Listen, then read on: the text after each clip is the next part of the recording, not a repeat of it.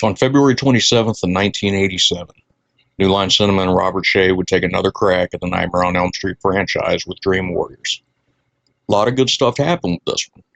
Some bad stuff happened with this one. This would be the last time that we would see Wes Craven's involvement in a franchise until 1994's A New Nightmare, which is debatable whether or not it's part of the franchise.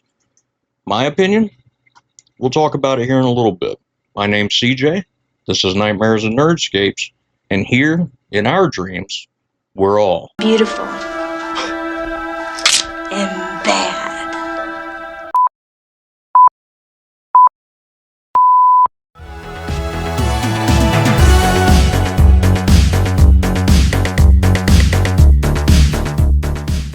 What's going on, everybody? Welcome back. Happy to be here again. Like I always say, if you like what you're seeing and you want to see more, including this franchise and other classic franchises we keep going, be sure to hit that like, subscribe, and share button down below. Appreciate it. That being said, we'll get into it. So Dream Warriors has for a long time been my favorite movie in this franchise. Throughout this rewatch, so far I've done the first two films. I don't think that opinion has changed, but my perspective of it has changed a little bit. So to get into it just a touch, right? So Dream Warriors is the last film that Wes Craven had a writing credit on until we got to New Nightmare, along with Frank Darabont, along with Chuck Russell has a writing credit here, along with being the director of this film. And he actually just did a new kind of 80s throwback film called Witchboard, which I recommend. It's pretty good if you like 80s campy horror stuff.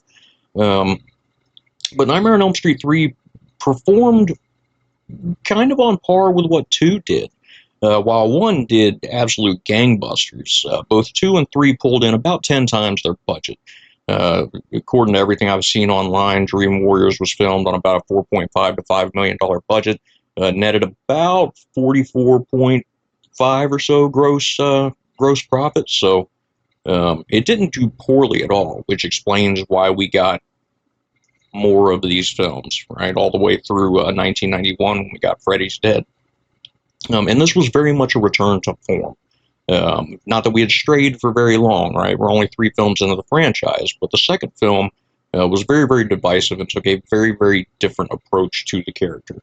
With this one, bringing Wes in as an actual writer as opposed to just a consultant, I think really turned this back to the Freddy that we started to get to know in A Nightmare on Elm Street.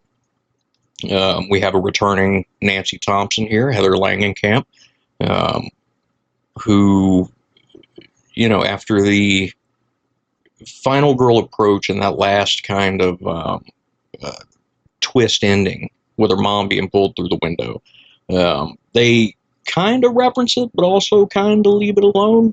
This takes place 6 years after the events of the first film. Nancy Thompson is a dream researcher, and we're following a group of kids led by Patricia Arquette's Kristen as the new final girl, who for me is, I love Nancy Thompson, don't get me wrong, but Kristen to me is a far more well-developed and relatable and frankly stronger final girl than Nancy. Kirsten, what's yours? And essentially it's the old tale from the first one, right? You've got the kids of a group of adults who burned Freddy Krueger alive because he was a child murderer and possibly more. They, you know, the old franchise, they don't really tell you about it. And these are the last of the Elm Street kids. These are the last, you know, descendants of the folks that killed him, and he's back doing the same old tricks, although he's a lot more creative with them here. I gotta say, the kills in this are pretty solid. And it's funny, so I said during my review of 2 that I think that the Freddy Krueger that we got there, the way Robert Englund portrayed it, the way he was written, he was very, very mean, right? He was just mean-spirited. He just wanted he wanted people dead. He wanted to come back and he wanted to kill people. This Freddy Krueger is probably the cruelest we've seen. And what I mean by that is that he's back to thoroughly enjoying toying with these kids, right? The first kill in here, I believe the character's name is not Jesse. That was from anyway. The first kill in here, he basically puppeteers a kid through this mental hospital using his blood vessels, and then drops him out of a window. There's a huge, my favorite kill of the franchise so far is the TV kill here. The "Welcome to prime time, bitch" will always be a classic line for me. I absolutely love it. And you have more survivors here than in any other film leading up to it. It's an interesting twist.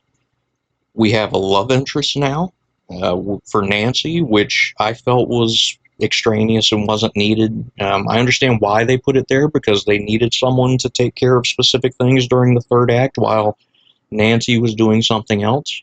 And what was a surprise for me is the fact that we get John Saxon back as Nancy's dad. He doesn't he doesn't have a lot of screen time, but the role he plays in the film is pretty good. I was very happy to see him back. And for those that are fans of current cinema and the late '90s, you may happen to see a nurse here going by the name of Larry Fishburne, taking a little break from his, I believe it was a 4-year run as Cowboy Curtis on Pee-wee's Playhouse. I think he was in somewhere between like 15 and 20 episodes, which are always fun to go back and see. Seeing Lawrence Fishburne just goofing off and playing fun characters is something that you don't get very often anymore. He brings so much gravitas to things now that I just don't think audiences would really accept it. But here he's a very, very fun character. And Robert Englund is just absolutely outstanding as Freddy in this film. He knows who the character is at this point. He understands the quips. He understands the smartassery of the whole thing, and he's going to take advantage of it. He's amazing. Overall, I mean, this, even though my opinion on my order of rankings has changed, which I'll be doing in another video, this still, up to this point, is my favorite of the films. The character work here by the cast is amazing. Robert Englund is menacing. The special effects here, while they aren't quite as grounded as they were in the first film, they are really cool and really well done given the time.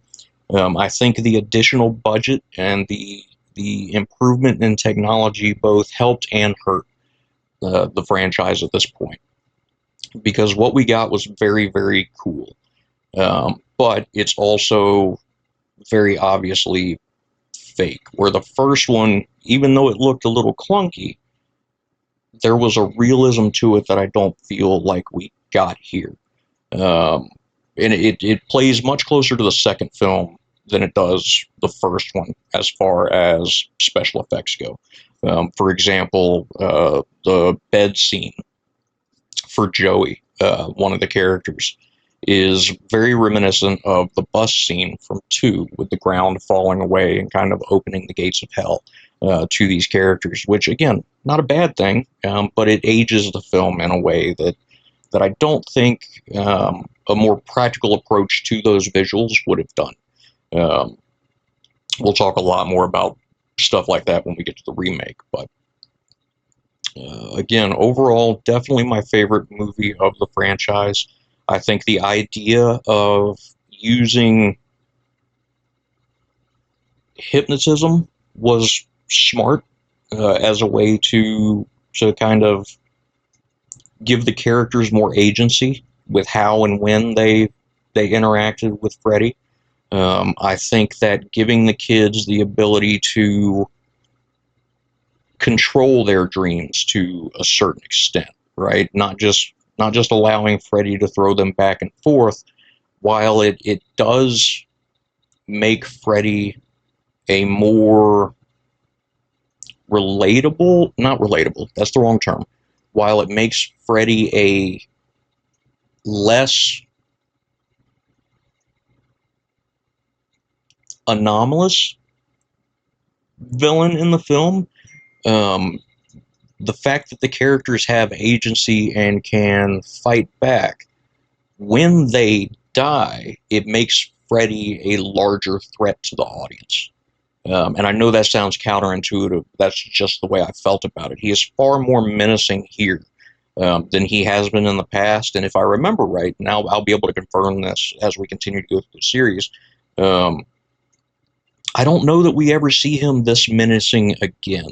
And if we do, it's only for probably the next film. I think by 5 and 6, it's just kind of, we get slapstick Looney Tunes Freddy, but we'll see how it goes.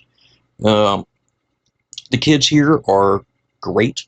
I love the fact that their abilities in their dreams very much reflect the characters that they are when they're awake. Kristen's more, stronger, more agile persona is her kind of adopting the strength that she's hiding in the real world, or that's being tamped down by, her overbearing mom in the real world. The wizard kid, he's a big D&D fan, so obviously when he goes in his dreams, his hope, his wish is to become one of the heroes from his campaigns. And I mean, the beautiful and bad chick is just, she's outstanding. She has probably one of the cheesiest deaths in the movie, I think, but visually it's one of the most impressive, I think. Every time I see Freddy raise his hands up with those hypodermic needles instead of knives, the want to get high, I crack up. But when they show the track marks on her arm, and they've kind of become these, sucking mouths, like they're aching for it. It's something that very much, it sums up what Nightmare on Elm Street what it was and what it could have continued to be, had they not started to turn Freddy into what really became an anti-hero in order to put him on lunchboxes and thermoses and trapper keepers. And for some of you younger cats, go Google that stuff. You'll know what it is when you see it, but the names have escaped folks. Stranger Things fans know what a trapper keeper is now, thanks to intelligent marketing. But yeah, for this one, this is easily a 4.5-star film for me. The only thing that keeps it from being a 5, and I get this a lot, right? If you're going to rate something 4.5, why don't you just rate it 5? And for me, it comes down to an extra character or two that just didn't feel necessary to the plot, right? Nancy's love interest to me felt like he was just there as a plot device. The doctor that Nancy is working with, not the love interest, but the female doctor, again, I feel like she was just there because they needed a bitchy woman. And while the actress does an outstanding job with what she was given, I don't know that she really gives anything to the film that more Freddy wouldn't have done, which would have upped the tension a little bit. Or they could have written it in a way that it wasn't just, bad adults causing problems with kids, which is kind of where this feels like it was going. But again, I haven't watched a documentary on this in years. I don't know what the intent of the writers was. I need to go back and do that research. But yeah, after watching the first 3 of these movies again, this is by far still my favorite. Now, where the others rank under it is a conversation for another time. But that's all I've got today. Didn't want to go on too long, but appreciate you hanging out. Again, I want to thank all the Patreon supporters of the DFPN for what they do that allows us to do things like this. Yeah, I hope to see you next time. But until then, go see a damn movie. Peace.